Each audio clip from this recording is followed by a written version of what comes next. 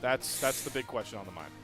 If they do, I would expect that to be the slam for WE first pick, and it would be something they'd be very comfortable with. Obviously, it's TES. If you're allowing that, you have something you want to play into it specifically. You know that one's going to be picked up very early on. It is interesting that WE also take out the Gwen, but I can understand it.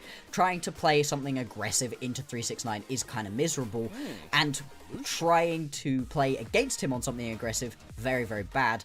Yeah, Lucian ban this early on is very, very interesting. I mean, I could see that being them extra indexing into going towards this Varus. They're saying, oh, I think they're going to leave it open. We don't want to play Varus into Lucian Nami. I think that puts more pressure on TES to ban this one away.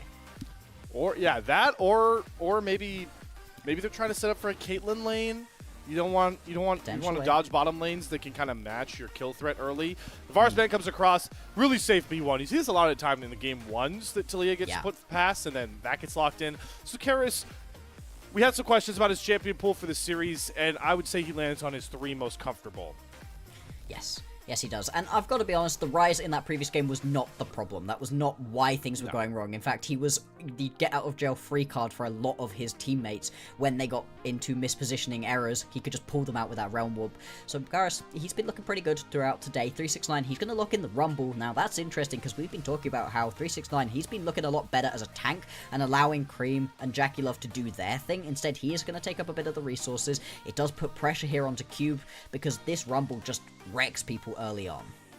Wukong comes out here for Kanavi, another champion that Monki likes a lot. So this is a two-pronged pick, denying Monki and then setting Kanavi up for a lot of team fight emphasis.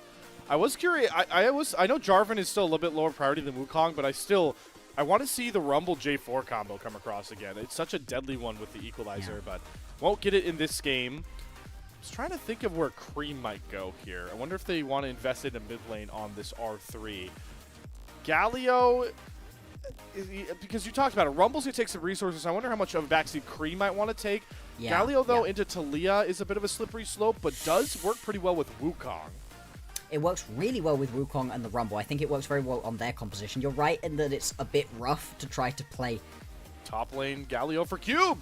All right, another denial. This is a war of counters we already have going in this game 3. I like it. I think it would have been nice for TES, as much as it's a bit rough into the Talia. You can still at least follow her with the Weaver's Wall, get your own heroes' entrances in. That can be fun. The Galio being locked in right here, though, that's a bit of a neutralizer into 369. I do like that they've picked that one up. I don't expect us to be having anything crazy here where Monki's playing the Talia jungle. I don't think that's particularly meta at the moment. But it is going to be a bit of a rough one right here with the Annie locked in. Creme was already thinking about it earlier on. As we've been saying, there lots of resources needed. If this bot lane's also going to be aggressive. I mean, it's looking nice. Right? Yeah. I will say, lines up correctly, top esports are going to drop an annihilation bomb on whoever they can catch. Wukong, Tibber stun, equalizer. Yep. Somebody is going away very quickly at the start of these fights. Disintegrated, whatever absolute demolishing adjective that I can think of, I will hopefully be throwing out here if top esports can get rolling. But we have left bottom lane as a weak point for both of these 80 carries. And that's got to favor top esports again, like we talked about. JackeyLove, there's a wealth of champions that he will feel comfortable playing with so many games on this stage, so many games under his belt. It's Taeyoon that is going to come out worse for wear, especially now knowing that his next 2 best champions, his Corki and his Caitlyn, are off the board. So Taeyoon, we're going to have to reach real deep into that champion pool. Yeah, I mean, with the Karis coming off the board right here as well, we are rapidly running out of champions. In terms of things that Taeyoon's even played at this point, we've still got the Jhin, the Senna, and the Smolder, and those are all much more late-game focused pickups, something that we've been talking about as not being WE's wheelhouse. They would rather play an earlier, more aggressive style of play. And so being forced into these late games might not be the best for them. It's just going to be Hung picking up the Rel right here. I think it works really well, especially alongside that equalizer, right? You've now got multiple things that could just stop somebody right on top of it. I think Senna is really good for JackeyLove. So if you lock this Taeyoon, you're at least denying Senna into a comp that's got more than enough damage. But that's like a tiny win, because the major problem is this locks in. Where's the damage for WE in this game? Where? It's got to come from Monki right now, but he already lost his Viego. How many carry junglers are really left up? Nefiri? Do you really want to play Nefiri this game? Nefiri's a bit risky in this situation. Oh, you want to talk about risky? Fine. Yeah, I mean, at this point, when you've got yourself this composition, you have to play something super aggressive at some point. But I don't know about this one. I really don't. This is going to be such a risky composition. You're right. The damage is there for WE 45 minutes later. At the start of this game, early on in this one, they have absolutely none to really be able to work alongside. TES, they are also going to index themselves into something that wants to play a little bit later on into this game. The Smolder are going to be locked in right here for JackeyLove. But I'll be honest, I like this composition overall a lot more for TES. WE, they are uber reliant on Monki getting a monumental lead and carrying his team through the game. It's, you know, at the very least for WE, it's exactly how they like to play, and we've highlighted endlessly. It's Vampire Monki playing together, and the rest of the team kind of trying to back them up and support them. But the problem of this, Annie Talia lane, Creme's going to be comfortable. Rumble, even though countered against Galio, in lane phase, I don't feel like that's a real threat. And I like Kanavi a lot more to play make earlier on in this game. We're not going to talk about bottom lane, Bloxer. These four guys could have nap time for the first 10 minutes of this game. Yeah, not expecting things to be overly explosive down in the bottom side of the map.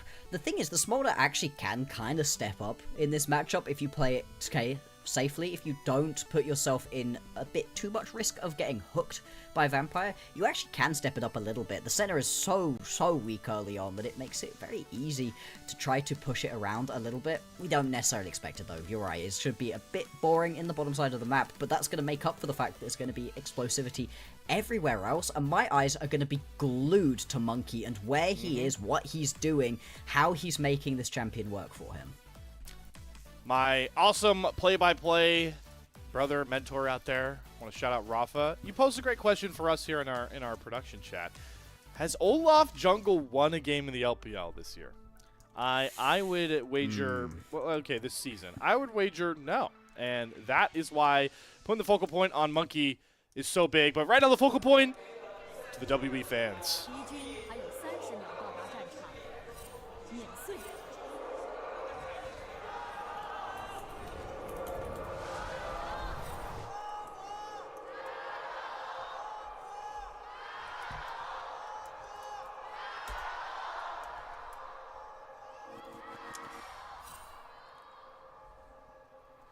All right, we got it through. Still as lively as ever. Gotta love it. And it needs to be, because this game is for all the marbles. This game will break, could potentially break an undefeated and winless streak. Yeah. It all comes down to how this match plays out, Bloxer. Indeed, it does. Now, while we were listening to the gyros, I did a quick little Control F over the top of champions picked.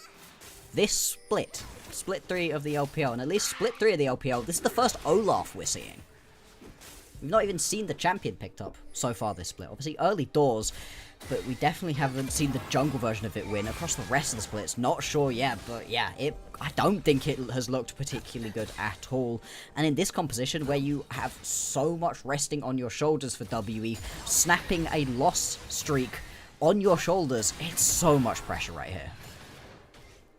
It's what makes the LPL so great. There's pressure on either side of these matchups for such different reasons.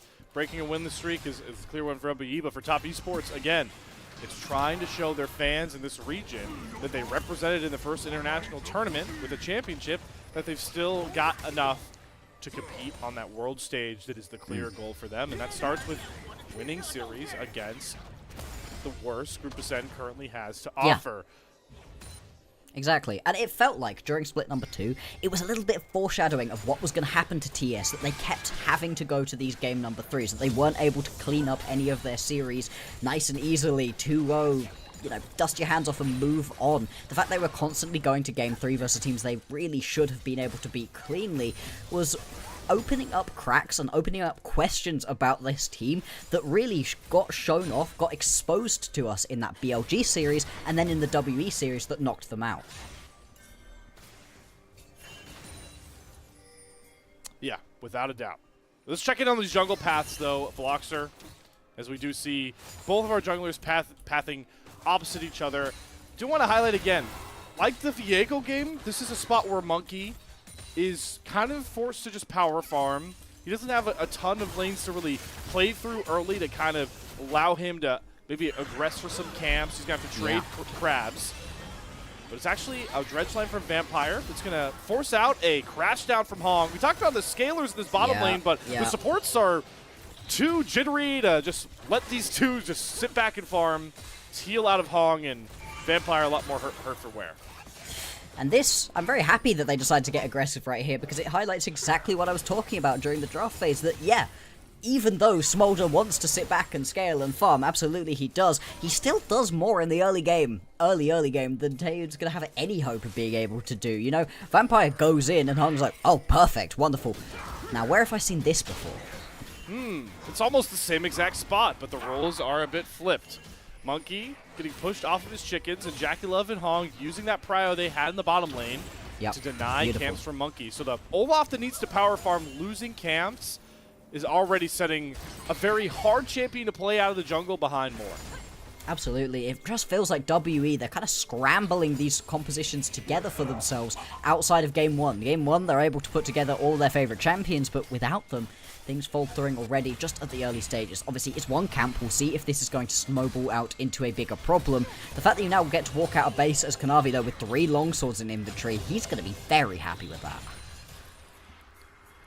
Kanavi, our split 2 MVP, the leader for this top esports squad, in a great spot. JackeyLove is not, but Hong is nearby. The root still comes across from Senna, and it's going to be traded. Taeyoon falls, and these super scaling AD carries are actually the ones to find the first bloodshed of our game. Gonna be happy with that again as TES, though, because, it's 1 for 1, but your jungler's off farming his camps rather than ganking. The fact that only ends 1 for 1, so unfortunate. Taeyoon just about not able to flash away in time. Tanks up a couple too many of those tower shots, and that's gonna give JackeyLove a little bit of extra. He comes back out from base with a Coalfields. He'll be in a decent spot to just sit in lane, absorb the pressure again, potentially go for something aggressive if his team really demands it of him. But these bot laners, they're probably going to be saying at some point, right, guys, we kind of do just need to farm, right? As a center, you need to get those souls up, and the stacks for Smolder so incredibly important. Hitting that 225 mark as early on into the game as possible, as close to 20 minutes as you can, is the way to victory right here. It's so fun when Senna and Smolder match up, right? Because you get to have those conversations about where is the benchmark for both of these scalers. You called out the 225 stacks. I think 25 minutes is usually the minimum line, like the average line for a Smolder you want to hit the track, and then 100 souls is the big thing for Taeyoon, and you want him to reach, I would say, relatively around the same point, maybe a bit later. Yeah, it's pretty close. It should be a little bit later. I think the Smolder, especially if you're able to sit and farm, should be able to get those sacks up a little bit quicker. The souls a little bit harder to come by, especially in a lane where you're not able to just keep stepping up and trading and landing autos onto your opponents. But also, I think for the Smolder, I think 25 minutes is a little bit slow overall for what I'd be hoping for from JackeyLove in this situation. I'd be hoping he gets closer to the 22, 23-minute mark. If he's able to do that, that means he'll have been farming incredibly well and will be in a strong spot. Max range dredge line, but again, Vampire, you gotta be a little bit careful about these plays because you have a Senna. The early game damage is so limited from this champion, and you can see even with Vampire finding a good hook, it's actually WE bottom lane that, again, has to cower under their own turret. And who has to pay that price in the back end? It's Monki, who is getting wrapped by the mid-jungle duo of top esports. They get spotted, but their mere presence alone means Monki is dropping even more camps, Bloxer. Yeah, we needed to see Monki be able to power farm himself to 6 and then just start running through people's faces. Well, that's certainly not happening at this point in the game. Kanavi going to be able to steal away this red buff. That's going to hurt even more than losing out onto a couple of chickens. And it's also producing enough pressure for them right now that they're going to be able to, catch Karis on a bad rotation. He gets caught. He flashes forward after JackeyLove, maybe trying to use the phase to get some more distance. JackeyLove is actually going to fall, and it's just pandemonium in the pit here with the dragon taking the center stage until Creme flashes, gets a triple stun, trying to chase down Karis for the second kill. Kanavi over the wall, now jumping onto Taeyoon. Monki has no way to follow. This is a flashless Olaf. And top esports survived disaster, losing their AD carry to once again mop up the fight, and 369 here to wave the victory flag, teleports in for the 5th kill in 8 minutes for the Split 1 champions. The new support right here for TS doing work right there. The rel so good from Hong, and that's going to be a ton of kills going over onto some of the key members as well. The fact you're able to wander right down as 369 and get involved in the kill count going to be huge for his laning. It all comes off the back of just a bad rotation from Karis. Yes, he checks the brush, but it's well played from TS to recognize, hey, we can sit back on this one. Now, JackeyLove, this is a straight up mistake. You're a smaller 7 or 8 minutes into this game. You absolutely shouldn't be stepping there, but the rest of the fight just works so well for TS. Creme doing work, Kanavi over the wall as well, and if Monki has a way to get over the pit wall here, if he has flash, he can turn this one around, but unfortunately, this is the ghost Olaf, as you would usually expect. It means he just cannot help his team out in that situation. Monki, though, with all the pandemonium on that bottom side, does get to pick up these grubs off the reset timers. Vampire and Taeyoon swing over first. So, all right, Monki gets the grubs. That's decent pushing power. How much does that really help, though? Because, again, Galio top, Sene to carry, Talia mid lane. You're not really a threat on any side lane turrets at any point in this game. It helps because TES now don't get it. That's kind of, it's a denial more than anything. You're absolutely right. They're not going to be able to use it too much. Yeah, if you get yourself a little bit of a big push going on, maybe alongside a Baron buff later on in this game, you'll be very happy to have them, but more of a denial than anything. At this point in the game, down by 1,000 gold WE, they're going to need to find a way back into this game, specifically for their jungle. That's a 700 gold lead in the jungle right now. Kanavi has had his absolute run of the rig.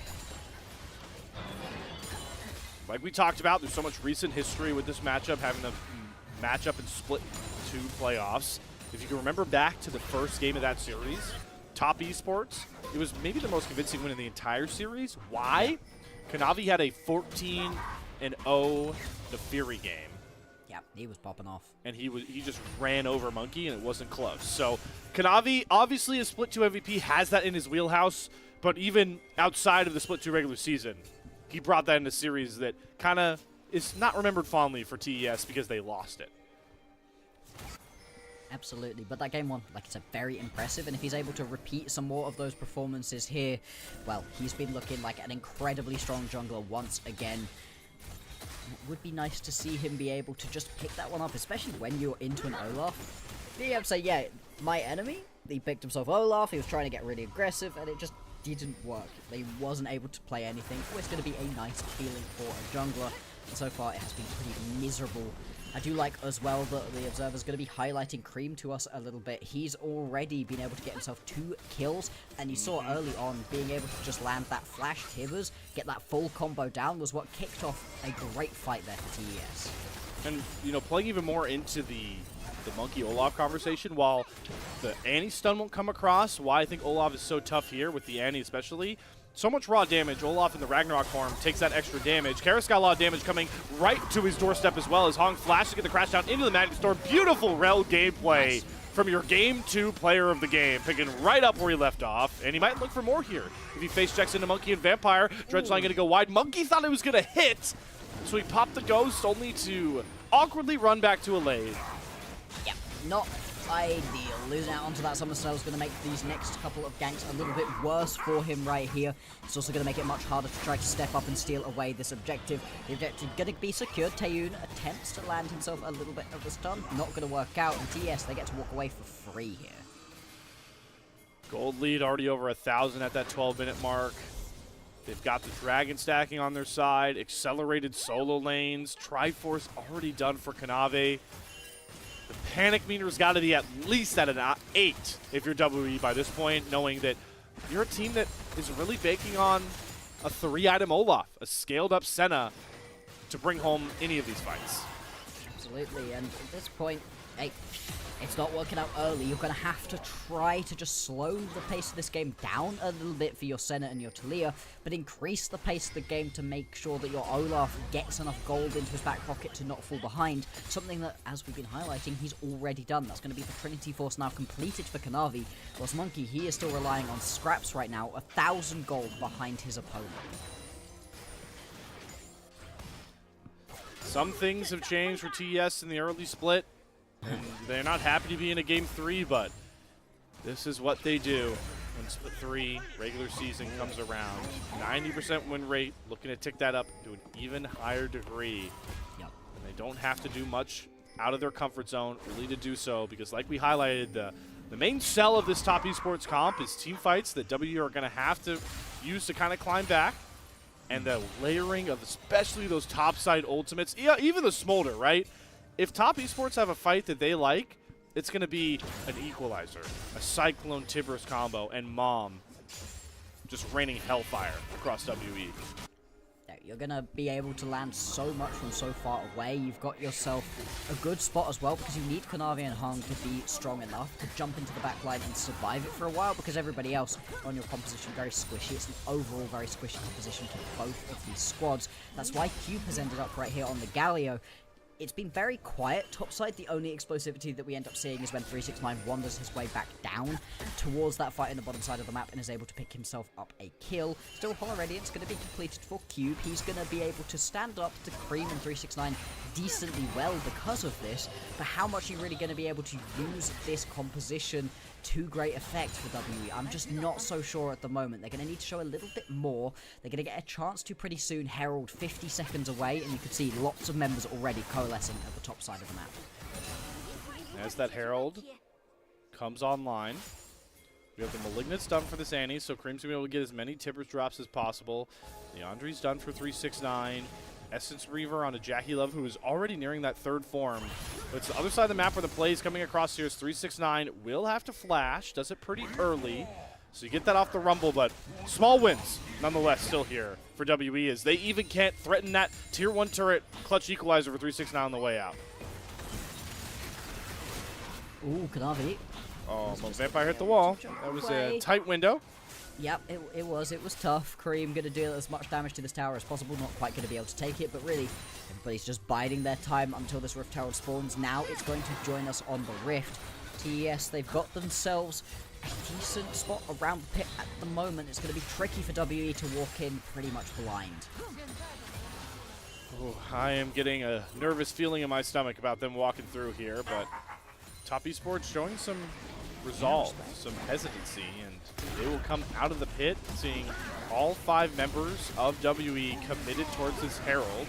369 gets the push in bot side. That's the win here for top esports, as they'll be threatening a turret. They'll be able to grab first brick, which should grab them. Oh, he should have gone. The feats of strength. Yeah, you definitely should have went. Good call there, Bloxer. I was staring at the map, but hey, Herald comes across. Oh, hey, respect for looking at the map. That was the important play for top, as you said. Unfortunately for TES, they've got themselves a ton of vision all around the edges of the pit, but none in the pit, meaning that they miss out on the fact that that was bad for Monki. He hits the eye of the Herald. It takes it down below 900, below 1,000 even, I think. And then he just sort of smacks it a couple times, then smites it away. He could have very, very easily had that stolen if Kanavi had jumped over the wall. Gotta use that Herald if you're WE sooner rather than later. I would like to see them drop it mid or bottom to take a tier 1 turret and then transition into this dragon. Because it's going to be a Mountain Drake after a Hextech Drake, so Infernal Soul still on the table for a team that's just so loaded with damage in their profile. I believe it's Monki that's going to have the Eye of the Herald in his hands as he makes his way into his own jungle. Just a little bit slower behind the pack to kind of contest this Drake. Kanavi and Hong have control of that pit. It's the Shroud of Taeyoon Senna that will try and usher Vampire in, but there is a death trap brewing in that brush that Taeyoon does sniff out. Monki, good call here, drops the Herald mid lane, and that forces TES away from the Drake pit. Gonna allow them to step up nice and easily right here. Obviously Herald, again, not going to be able to take this down. We're seeing this again as just being used. It's a little bit of zoning. TES, this is very dark for them right now. They're starting to illuminate it, and they've got ways to do it with Tibbers in the fire as well. Good flash from Karis, so there's no stun on the Tibbers, but you can see Monki, he's running wild in the back line. Ooh. The Galio ultimate's going to come down, get huge knockup, and Monki's still alive and kicking. Goes in to face 5 members of top esports and lives to tell the tale. Nice. Respect on Monki for that one. Was able to keep himself in that fight. Huge picking up the Drake for the team as well. Stops the Drake stacking from coming through. That's what killed them in the previous game as well. Just having all of these Drakes going over to TES, but now sat themselves in a nice spot. They're also going to be able to pick up this bot lane tier 1 tower as well. Huge injection of gold, and it gets them back into this game. Yeah, exactly. Feats of strength picked up. It puts them ahead in gold, which they've been down by over 1,000 for a while. Have a look back at this one. Oh, I did not realize Hong. Yeah, that was back-to-back whiffs.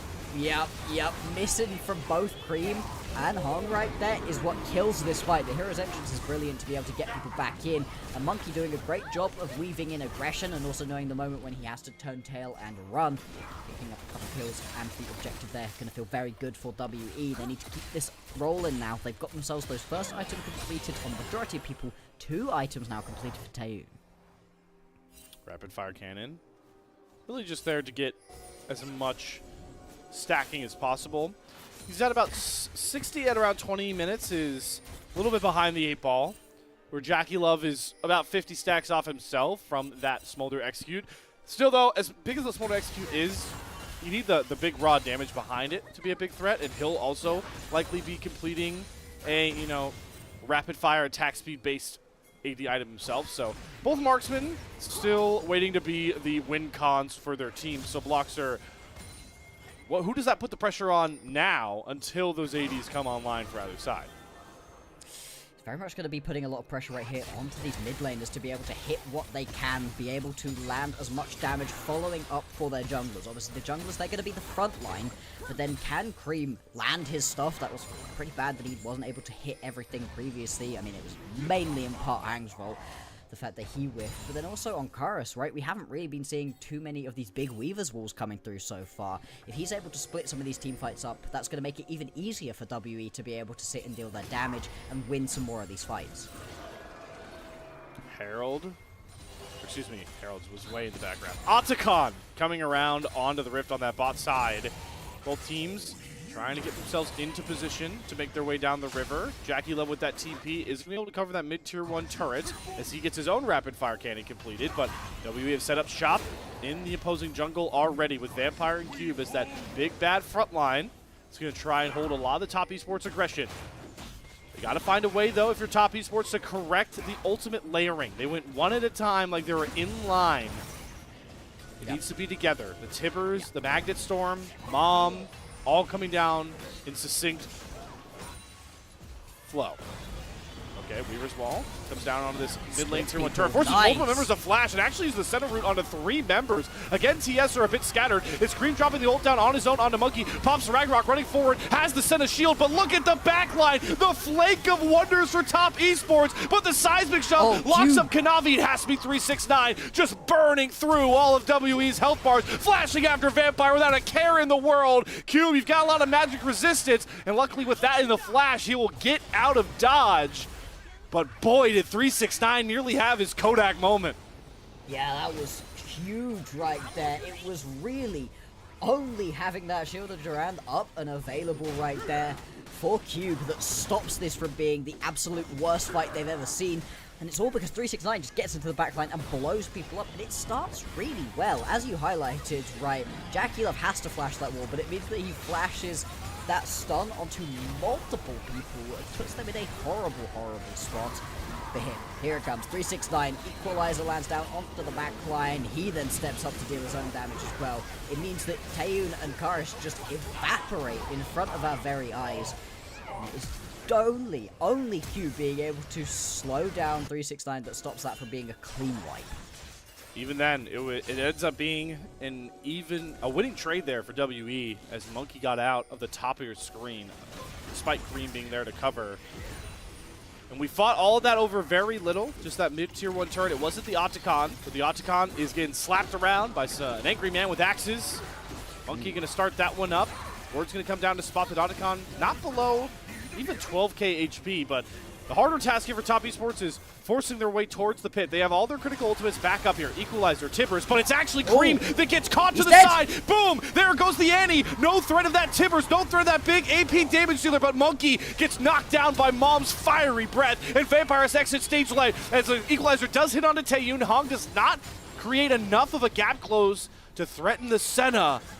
And again, it's just teasing these big climactic fights, but nobody's willing to push it over the edge. Yeah, and I mean, you can't now go and get yourself the Atakan, so this one is just going to close out. EpicSkillshot gets pushed back. This is going to be bot lane priority established here for WE. They can potentially start this Atakan back up again now if they really want to, but with Monki not up for another 10 seconds, they're more going to be just finding a little bit of extra vision around the area. This has lasted long enough that we do now also have ourselves a Drake to pick up here for whichever team wants it, and getting the second Drake in this game going to be very important. Ocean Soul. Maybe not what both teams were looking for mostly. Still think Infernal would have been huge, especially for Top Esports. But the main problem for Top Esports is we came out of this draft saying this is a really good team fight for them. They backed WE into a really tough spot with some of their champion picks. Again, this Olaf that out of the jungle, even in general, has seen so little success in the LPL. But Top Esports with the most superior draft, as we pointed out, Bloxer, the execution has not been there.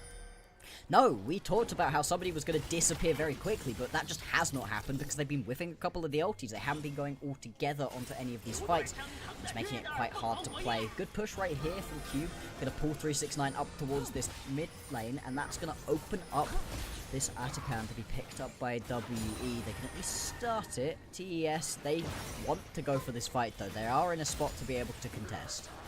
Trying to set up a flank here. Kanavi, a real good catalyst to ignite the fire with that Cyclone. This is actually the equalizer. And it forces WE, you can see, completely away from the pit. So Kanavi's going to jump on this dragon with JackeyLove.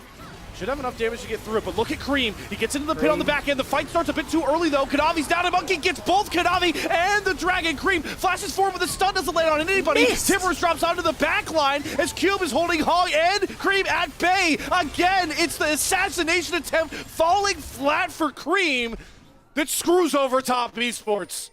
Creme, what are you doing? This is one of the most basic combos in the whole entire world. You smash all your buttons, you press R, somebody dies. And that's now the second team fight in a row where Creme has not been able to hit that one after he'd put himself in a great position to be able to get a flank. And that means that WE, they're able to pick themselves up the Drake. They grab a ton of kills as well. And critically, a bunch of them come over to Taeyoon, who's now going to be put in an even stronger position. Again, it's just, they're not all on the same page, right? Kanavi tries to burn down this dragon first, gets hooked, gets evaporated, but then, yeah. Oh, woof. The W and then the Timbers. Yep. It hurts. It's hard to watch. It hurts to watch. You are absolutely correct in that one, Slayer. Especially from somebody like Creme. My top line thoughts on TES coming into this game was that Creme and JackeyLove were on one. They had been looking so good. And the scoreline right here doesn't reflect just how many whoopsies Creme has had. He's 5-3-3. He should be in a really strong spot with the Malignants completed with the Leandries. If he actually hits somebody, he'll deal a decent chunk of damage. He doesn't even need to one-tap. He just needs to land his stuff. But it just isn't happening right now. And he's going to have to just continue to try and make this work. Because, again, everything except the finish is good. He's not having to get these ults through Nautilus and Galio. He's flanking correctly, getting towards that Senna that is one of the easiest champions in the game to knock off. But it's just not there right now, and we'll see how much it's causing Top Esports to panic. They haven't really gone for anything too over-aggressive, but as I say that, walk into a river that right now is still not theirs to really contend with, and they'll go back through the tri-brush that's much more controlled. But both these teams definitely really jittery in this final match. Absolutely. You can tell that both of these teams know how important this game is, how high the stakes are on either of them being able to pick up the win. Critically, though, JackeyLove is going to hit that 225 mark. He's now has the ability to actually get those executes coming on through. He's now going to be in a much stronger position for this next fight. Still, WE, they now have Kanavi is flashed after by Vampire. He's a flash on his own. The Weaver's Wall is cutting off the main way for Kanavi and company to escape, and JackeyLove is getting run down by the mad lad named Ragnarok Olaf. Monki gets the first kill, and look at Taeyoon. He's just crit-shotting Creme down, slowly but surely. Hog trying to hold the line as Vampire goes down. It's once again 369 to be the hero, but this time the story ends with his death. Ace to Team WE. It's a mess of a fight. You still only end up with 2 alive members for WE, but they're going to be able to turn around, grab themselves the Atakan with the teleport back in from Karis. And this is what we wanted from WE. This is what we needed to see from Monki specifically, but didn't expect after he got put in a hole early. Press R, run at somebody and take him out. We've just highlighted the fact that JackeyLove had hit stacks. It doesn't matter if you've got an Olaf on your face instantly. We were worried for WE going into a Game 3 before draft, knowing Top Esports have won 90% of these matches. Yeah. We were worried about their draft getting pigeonholed into very unsuccessful LPL champions. But like you called out, it's the team fight of WE, the thing that made them such a wondrous lower bracket team in Split 2 playoffs, finally coming alive again against a familiar foe.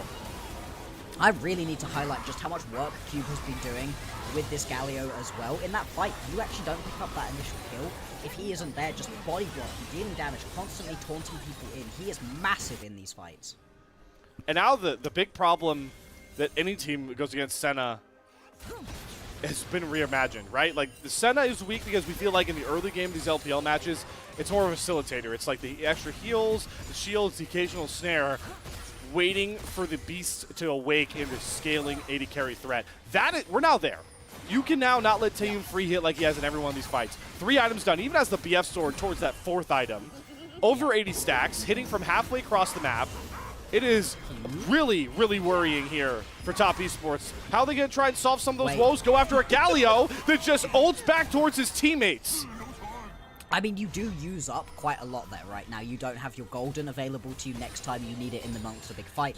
That ulti has a decently long cooldown, so it's still worth it for TES to be able to blow those 2, but it still means they don't end up getting the kill. And this has been TES's entire game so far, right? So close to being able to pick up teamfight victories, picks on kills, but never quite being able to fully complete it. WE, they're also going to grab themselves the Drake. This is going to be sole point right here for them.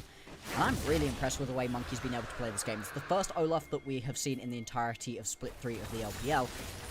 And it wasn't good at the very start, right? It began by going wrong, but the fact he's been able to turn it around in this game is very, very impressive. Get a look back at the Cube 2v1 outplay. Glad you pointed out that he uses a lot the ult and the stasis. It is also, you know, TP out of 369. Yeah. Both of these ultimates out of their top jungle. The ultimate should be back around for any Baron play. But again, it's like seeing the ball go in the hoop ideal. You just want to see a successful play right now from TES because they're stumbling, and it's got to sting the mental knowing that Cube just escapes like that, laughing his way back. Exactly. Just get your feet back under you. Maybe with a pick, right? You've forgot yourself a very teamfight-orientated composition. Of course you do. Anytime you've got yourself a Rumble, a Wukong, and Smolder, you're going to have to. But you do still have the Annie, and as much as Creme has had a bit of a rougher game, he still can just one-tap somebody. TES stepping up into quite a lot of darkness right here. Thought there might have been a death rush brewing, but WE do back off by this point. Top Esports in Split 2 had a lot of things go wrong for them, but it had to be in the back of their minds, circled on their calendar, matching up against WE again, a team that ruined their Split 2 aspirations. And now, where is WE back after winning only 3 single matches through 4 series? Back where they never left, just tormenting TES and their lofty, higher than the LPL expectations. Oh boy, Monki. Chase right here, yeah, has to ghost away. I don't know that that's actually going to save him. If he dies, it's just going to be Baron.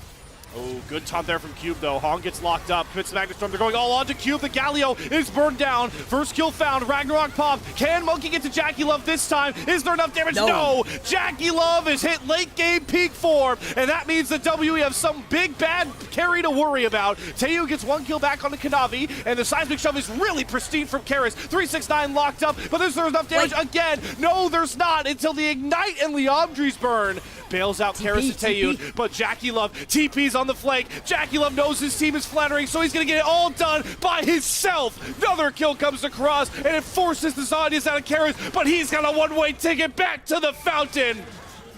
There you go, there you go. That's going to be the team fight the TES needed around the Baron Pit as well, so they're going to be able to turn straight onto this objective. Monki not up and available for another 10 or so seconds. So this one going to be picked up nice and easily. Like you said, it's all off the back of JackeyLove just deciding, hey, I'll do it myself. But even beyond that, it's just Monki mispositioning, stepped way too far forwards, burning the Ghost to try to get away, and then trying to run back in without it means that he just can't get on top of JackeyLove properly. With the execute coming through as well for this Smolder, he just gets taken down, and it's so unfortunate. Cube does a good job of at least trying to save his jungler, but I can understand why Monki decides, hey, we have to turn around and go for this one. He's just never going to get there, not without the Ghost. The one problem we had with the Olaf, right, is, yeah, you're CC immune, but you're running into a 4 damage comp. So you take all that extra damage. We'll stay on the back of this fight. I think Karis is also having a very good Talia game. Some of these flickbacks have been pristine. Taeyoon and Karis are putting on a clinic of spacing, but how are you ever supposed to account for a TP flank Smolder? Who knows? Not like this, most certainly, and the couple extra kills going over to the Smolder is going to be huge. JackeyLove, we should try to highlight him. Bloxer for that Smolder too. That's big for the Olaf. Exactly, the Olaf now can't go straight onto him, so what are you doing? You're going to try run down Creme? Well, maybe, that's a decent kill to be getting, but this is a 4-item, 350 stack Smolder. Not being able to kill him is what ruins your game. We've talked about all series long, the TES. It looks like they're falling back into their same issues in regular season matches. Going to the distance with an opponent yet to win a series. But what still made them #1 seed in Split 2 was JackeyLove bailing them out in late game team fights. And it's good to see, at least for TES fans, that has remained true. JackeyLove is now full-blown win con in a spot that he's found so many clutch victories in thousands of games of the LPL. Absolutely. He just knows how to carry his team through TS. They're going to go for it right here. Mom, equalizer. There's the ult layer, but the seismic flick back gets 2 into the knockups. Kanavi's locked up. Taeyoon is safe, and the double taunt from Cube gets on to JackeyLove, but his GA will not pop. He gets Monki killed, and now he's just resetting all over the place. Oh. JackeyLove is clutch. Say it again. JackeyLove saves Top Esports. There we go, they're going to be able to take down this tier 1 tower in the mid lane and keep on pushing it through. Teleport's coming on in, and it's going to be 40 seconds until some of these main carries are back up and available. This should be game. Give this guy a cape and mask the way he's a superhero for Top Esports time and time again.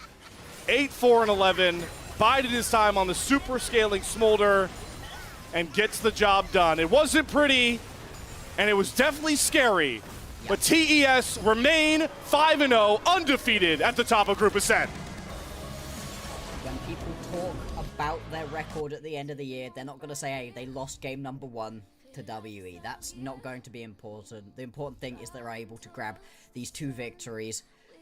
For us, it's interesting that WE are able to win that first one. It makes this matchup this much more exciting the next time they play, potentially. But for Top Esports now to be sat at 5-0, that's a great spot to be in right here. This first round robin is all theirs. Yes, they are. And like we talked about, with 8 teams instead of 10, you only have 14 best of 3s to play, so 5-0. They are in a pretty pristine position to go undefeated in that first round robin. But the bigger overarching theme for Top Esports, I don't want to sour such a great start here. It's how much are people really going to take stock of this if the playoff success is still the problem? Maybe I shouldn't rain on their parade this early, Bloxer. No, I think it's incredibly valid to bring up, right? Because in split #1, right, they do well for themselves in the regular season.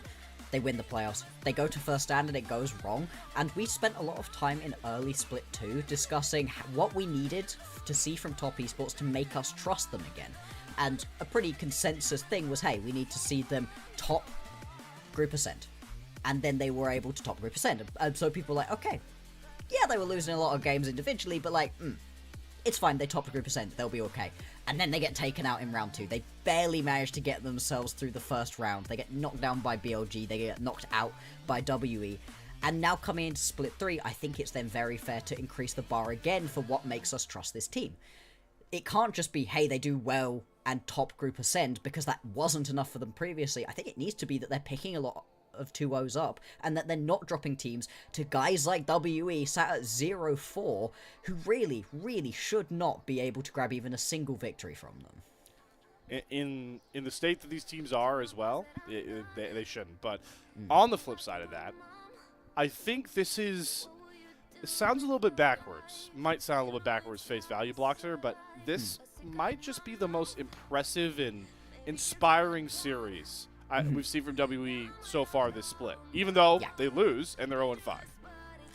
Yeah, it's how they played game number 2 that gives me a little bit of a worry, but the games 1 and 3, like, you know what? It was better. You know what? It was much, much better. Obviously, game 1 they win, and that's great, but at some point, somebody's going to ban Sion, and then they can't keep doing this. It's game 3 specifically where I'm like, okay, you've put yourself with a weird composition. You've put yourself in a hole in the bot lane. The center needs a while to get online. You know, you've got yourself quite a low damage composition overall. And yes, it ruins the game for them in the end. But look at what they were able to do. Monki was all over this game. He was trying his absolute best to carry his team through. Like you highlighted, Karis, I think, had a really solid series overall. Much better from him here. And Taeyoon was able to hit like a truck on a center that's very tricky to pilot during these big, messy team fights. And you saw the classic LPL gold graph, right? This was a game WE really had all the opportunity to win and come away with, but the late game clutch maestro himself just prevailed on the Smolder pick that I was a little worried about fitting into the rest of this comp with how much team fight oriented, mid-game team fight oriented positioning they were in. Yeah. But JackeyLove late game scaling insurance policy, this is why you should never be worried. You should rarely be worried about that from a top esports draft.